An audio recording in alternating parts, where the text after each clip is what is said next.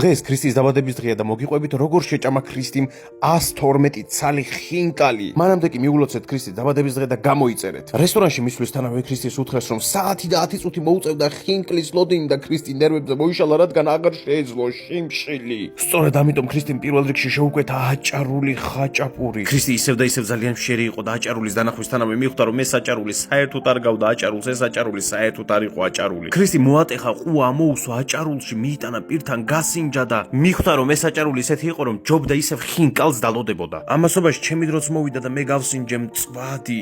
მე პირადად მომეწონა მწვადი, თუმცა რა მნიშვნელობა ქონდა მე მომეწონებოდა თუ არა, მთავარი იყო რომ ქრისტის მოწონებოდა. ეს ხო ქრისტის დაბადების დღე იყო. თუმცა ქრისტიმ დააგემონა ეს მწვადი და აჭარულზე გაბრაზებულმა თქვა რომ ეს მწვადიც არ არის გემრიელიო და ამას დამატებული მშრალიაო. დაიდადგა დრო, როდესაც მოვიდა ქრისტის საყვარელი კერძი ხინკალი. ქრისტი მიიტანა პირთან გასინჯა ხინკალი, შემდეგ აიღო და დალია წვენი. ქრისტი მიხვდა რომ ტყუილად არ უყვარდა ხინკალი, ქრისტი მიხვდა რომ ხინკალი იყო მისთვის საუკეთესო კერძი. თუმცა 112 ცალის მაგივრად ქრისტიმ შეჭამა 5 ცალი ხინკალი და დანაყრდა.